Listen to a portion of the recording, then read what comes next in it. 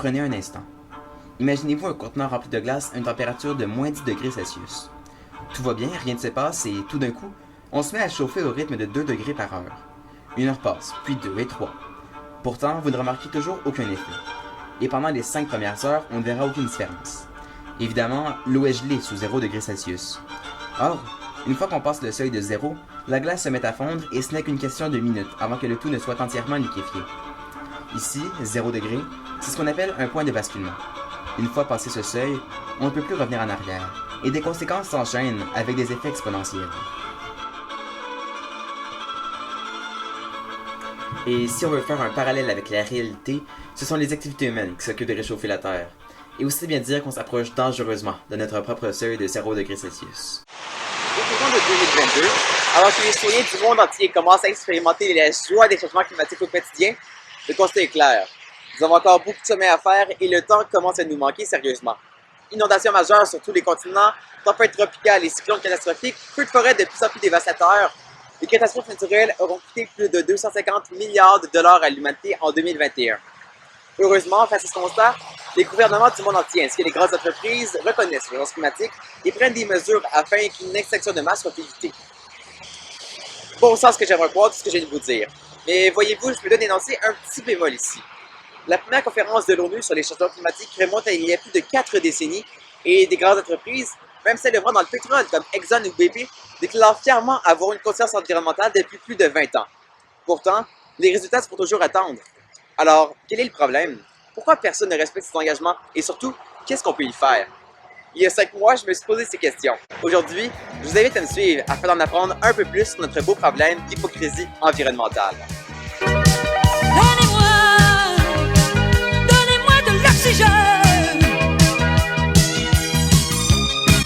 En 1992 se tenait le Sommet de la Terre à Rio de Janeiro. Au cours de cette conférence, fut adoptée la Convention cadre des Nations Unies sur les changements climatiques. Le but de cet accord, stabiliser les émissions de GES à un niveau qui empêcherait toute perturbation de la biosphère par les activités humaines. Cet accord eut un succès insoupçonné. Les nations se sont éveillées à l'enjeu, les pays se sont unis face à la crise et le mouvement écologiste avait le vent dans les voiles. A mass evacuation this morning along Australia's southeastern coast, with bushfires looming. And in South America tonight, an environmental problem of a much greater magnitude. The destruction Destruction of the Amazon rainforest. a worldwide disaster. It's a hoax. I mean, it's a money-making industry, okay? Ouais, pas tant en fait.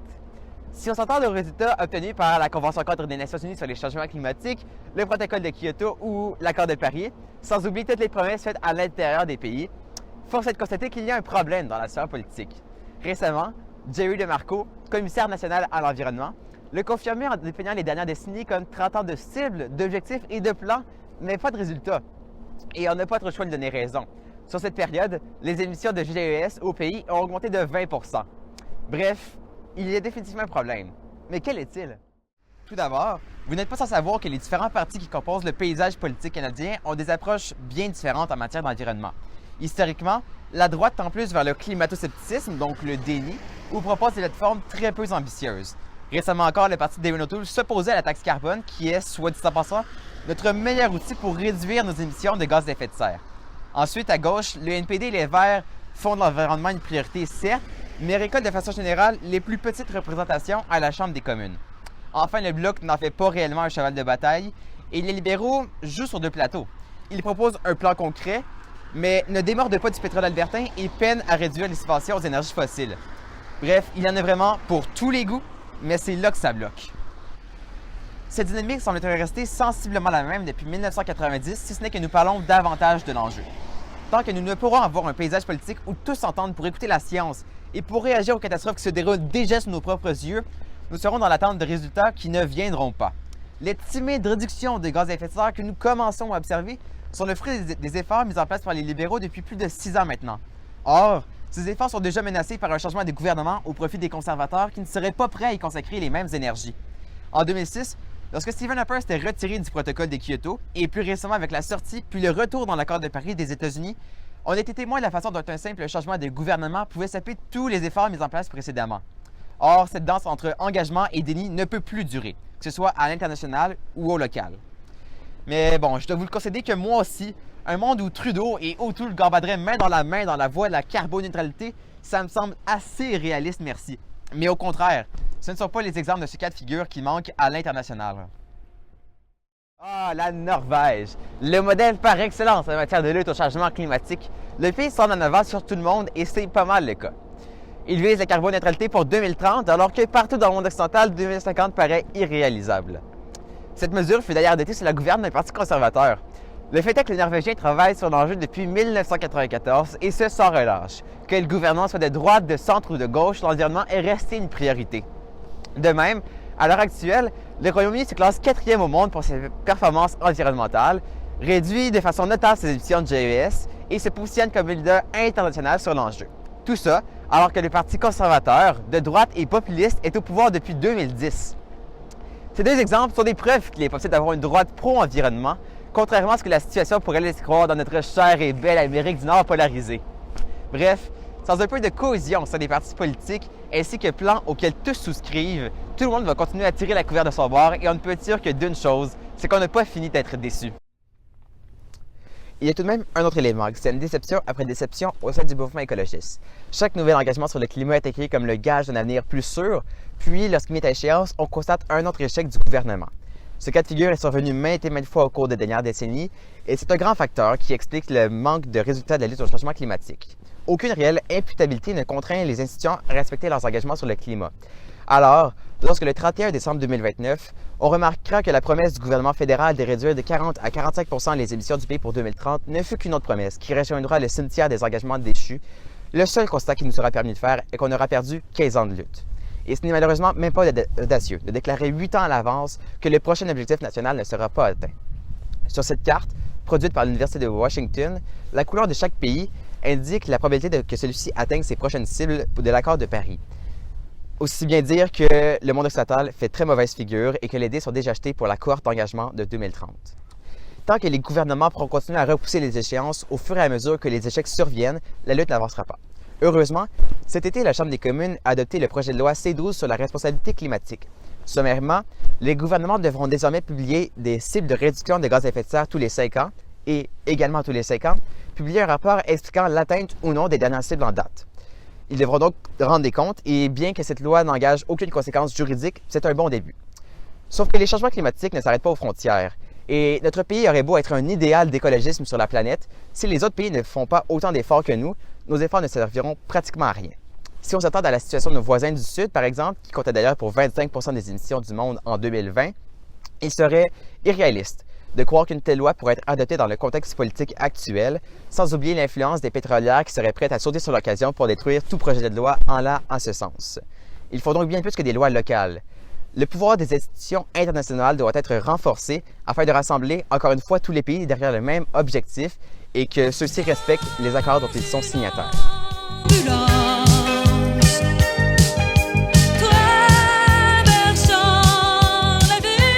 Je voudrais commencer par défaire un mythe. J'ai une question pour vous. Face au changement climatique, vous sentez-vous coupable? Un sondage d'Ipsos a révélé qu'en effet, 41 % des jeunes Canadiens se sentent coupables face à l'enjeu. Et c'est comprenable. On est bombardé de partout d'informations et de solutions qu'on devrait adopter au quotidien. Sauf qu'on n'a pas tous le temps, l'argent et l'énergie à consacrer à ces solutions. Alors, on culpabilise en se disant qu'on n'en fait pas assez. Mais se pourrait-il que tout cela ne serve en fait à rien? Se pourrait-il que les vraies solutions ne se trouvent pas réellement dans les petits gestes du quotidien? Dépendamment des sources, on arrive à des estimations disant qu'il en faudra le maximum pour l'environnement toute l'année. Un individu pourrait réduire ses émissions de GES de 25 %. C'est bien, mais c'est nettement insuffisant si on veut éviter de frapper le mur. Il serait utopique de penser que chaque citoyen serait prêt à faire tous les efforts nécessaires. Bref, même avec beaucoup de volonté, les gestes individuels ne nous permettront probablement jamais de réduire nos émissions de plus de 10 %. Mais ce n'est pas fini. L'empreinte écologique, ça vous dit quelque chose? Cet outil est maintenant plébiscité par bon nombre de sites environnementaux pour inciter les gens à prendre conscience de leur impact individuel sur l'environnement. Dans les faits, plus de 50 % de l'empreinte d'un individu est hors de son contrôle. Comment cela est-ce possible? On doit cette partie aux différents services extrêmement polluants par leurs besoins importants en énergie fossile.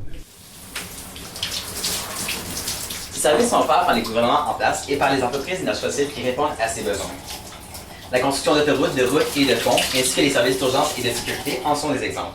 Les citoyens n'ont aucun contrôle direct sur ces éléments, pourtant, ils font grandement grimper notre impact individuel à chacun. Mon but n'est pas de dire que c'est totalement inutile de faire notre possible. Au contraire, c'est une excellente façon d'en apprendre plus sur l'enjeu et ça démontre qu'on est prêt à respecter nos principes. Par contre, partout on semble vouloir nous faire croire que l'enjeu devrait être combattu de façon individuelle, au quotidien, chacun dans son coin, mais la réalité est définitivement tout autre.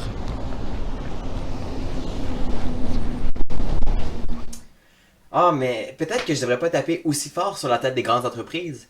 Après tout, on a bien vu plusieurs multinationales comme Apple, Amazon ou FedEx faire des promesses de carboneutralité. Certes, ces engagements sont révélateurs de bonnes intentions, mais il faut tout de même avouer qu'ils sont souvent et avant tout d'excellentes campagnes de marketing.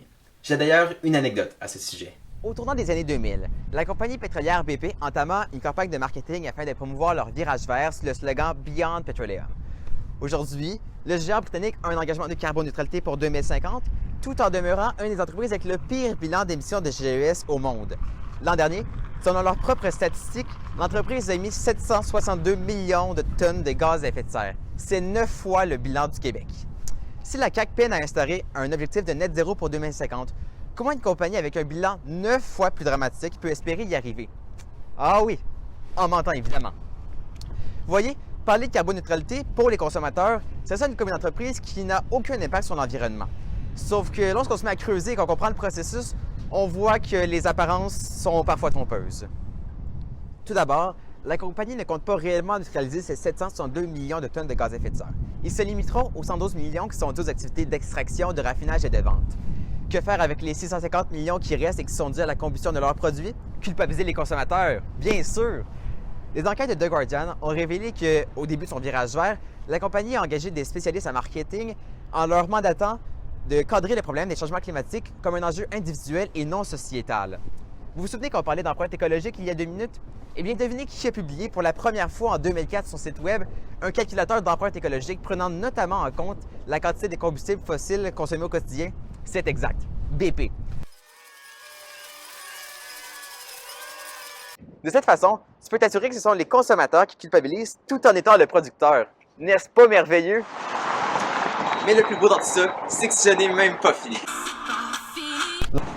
Une étude a révélé que 40% de la production de pétrole et 15% de celle de gaz seraient exclus de ces promesses.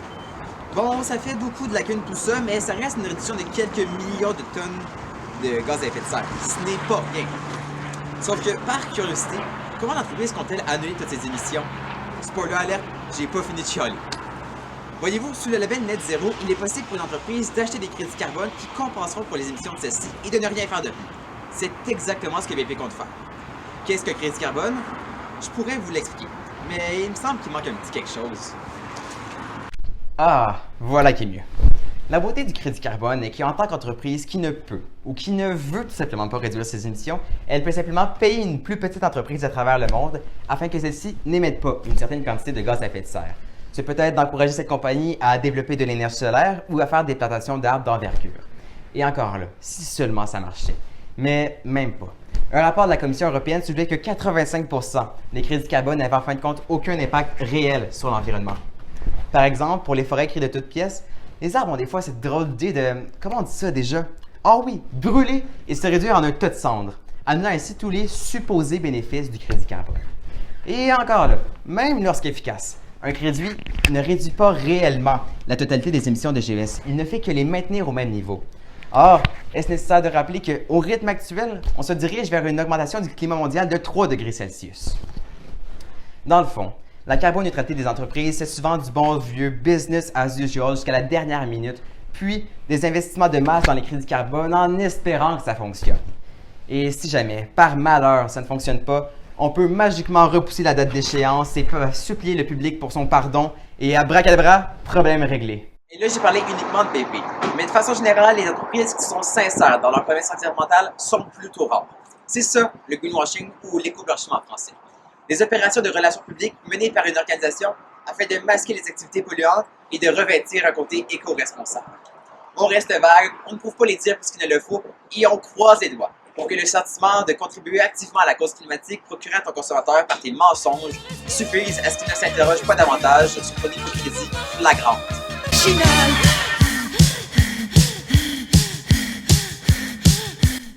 Bien sûr, c'est facile de mettre la responsabilité sur les gouvernements et les grandes entreprises. Mais dans le fond, les politiciens ne sont que le reflet des priorités des citoyens lorsque ceux-ci vont aux urnes. Et si les entreprises extrêmement polluantes réussissent à faire des profits records année après année, c'est bien que, en quelque sorte, les citoyens les laissent garder les mêmes manières de faire sans trop faire pression pour que celles-ci changent. Pourtant, un sondage Ipsos révélait que 72% de la population mondiale se disait inquiète face au changement climatique. Comment se fait-il alors que les actions internationales ne soient pas à la hauteur de cette statistique? Il y a beaucoup de choses à dire là-dessus. Le gros problème, d'après moi, c'est que les gouvernements se sentent pas, ils sentent qu'ils peuvent faire un peu n'importe quoi en environnement, puis comme les citoyens n'ont pas les connaissances précises puis poussées en environnement, ils ne seront pas vraiment capables de faire la différence entre un gouvernement qui a pris des actions vraiment efficaces en environnement et un gouvernement qui n'en a pas pris. Les changements climatiques, leurs causes et leurs conséquences, tout ça est un enjeu très complexe. Les émanations de gaz à effet de serre qui causent le réchauffement climatique sont invisibles à l'œil nu et en outre, leur effet n'est ressenti que de nombreuses années plus tard, comme on l'a expliqué avec la métaphore du contenant de glace. Et ce n'est qu'un exemple avec les GES, mais c'est aussi valide pour la perte de la biodiversité ou pour les phénomènes météorologiques extrêmes. Le lien est extrêmement difficile à faire entre ces éléments et notre mode de vie tout sauf durable. Pourtant, il est bien réel. Bref, autant monsieur et madame tout le monde auraient des repères pour évaluer comment se porte l'économie, autant nous sommes forcés de reconnaître que nous ne serions peut-être pas capables de faire de même en matière d'environnement. En étant inaptes à identifier les bonnes causes du réchauffement climatique, on est tout aussi incapables de demander les bonnes solutions auprès de nos décideurs. Des études ont également démontré que notre compréhension de l'enjeu se base souvent sur des exemples concrets, précis et près de nous, et plus rarement sur des faits. En d'autres mots, on est bien bon pour s'affoler quand une cinquantaine de serres sur la Rive-Sud sont menacées, mais c'est pas mal plus difficile de se mobiliser contre l'augmentation du trafic maritime dans le Saint-Laurent qui menace réellement la biodiversité du territoire. Un lien pour une pétition est d'ailleurs en description. Un autre exemple, les pailles en plastique. Dans notre imaginaire, elles sont un réel fléau et pullulent dans les océans. Dans la réalité, elles comptent pour environ 0,03% des déchets rejetés dans les océans à chaque année. Insoupçonnée, c'est plutôt l'industrie de la pêche qu'il faudrait blâmer, elle qui est responsable de 46% de la masse de déchets retrouvés dans le continent de plastique du Pacifique. À travers cette incompréhension, les politiciens ont beau jeu de mettre en place des mesures qui seront parlantes auprès des électeurs. Planter 2 milliards d'arbres, ça a le mérite d'être concret, mais les effets en sont assez limités et en aucun cas ça nous permet de réduire nos émissions de gaz à effet de serre. Pareillement, les entreprises gagnent à exploiter les lacunes de la législation et à revêtir une toison d'or verte afin de bien paraître devant les consommateurs qui n'iront probablement jamais vérifier les énoncés environnementaux dont elles se vantent.